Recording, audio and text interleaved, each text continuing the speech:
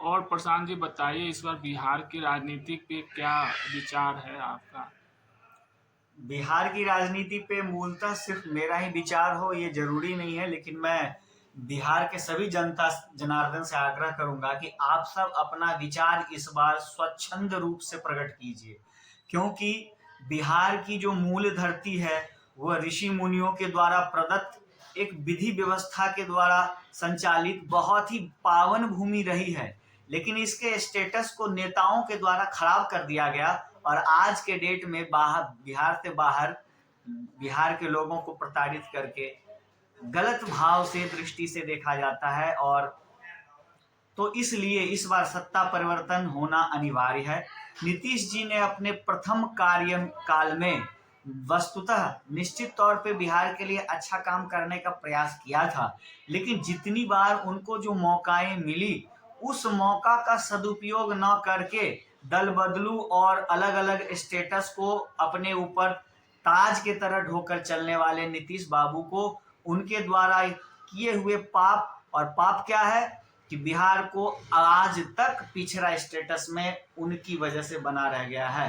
तो नीतीश जी को इस पाप का सजा मिलना चाहिए, उन्हें गद्दी से उतारना चाहिए। और इसका मतलब यह नहीं है कि नीतीश को गद्दी से उतारने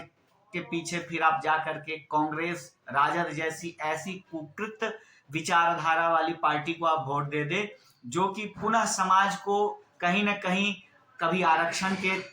गले भेंट चढ़ा दे, कभी जातिवाद विवाद पैदा कर दे, कभी आपको एक दूसरे के बीच में मतभेद वाली बातें ला करके विकास के मुद्दे को गायब कर दे। मूल विकास का जो मुद्दा बिहार में वर्तमान में होना चाहिए वह यह कि पलायन की समस्या का निवारण होना ही चाहिए। आप घर से बाहर कई किलोमीटर दूर, हजारों किलोमीटर दूर जा करके, घर परिवार समाज से दूर जा करके, विधि व्यवस्था पर्व त्योहार से दूर जा करके, बाहर में कितने कष्ट की अवस्थाओं में अपने आप को रख करके दो पैसा उपार्जन का जुगाड़ करते हैं कि ताकि हमारे घर पे बैठी हुई हमारी माँ, हमारे पिता, हमारे बच्चे, हमारी पत्नी, उनको दो पैसे से, धन से उनका देखभाल किया जा सके। क्योंकि धन के बिना जीवन निर्धन से भी बेकार है, निर्धनता है। बेकार मतलब निर्धनता है।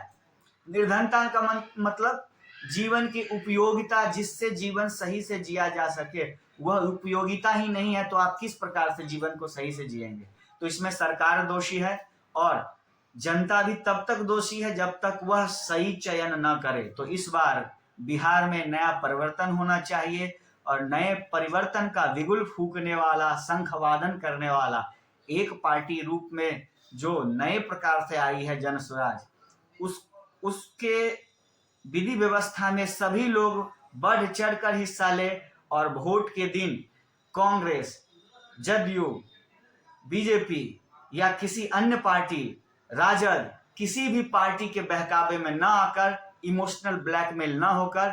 एक मुश्त होकर सभी लोग एक एक कीमती वोट को प्रशांत किशोर को दें और नए बिहार के बदलाव की ओर बढ़ने का प्रयास करें। यह आपकी जिम्मेदारी है, यही मौका है, सही मौका है। अगर आज नहीं जागे तो कल आपका अंधेरा निश्चित है।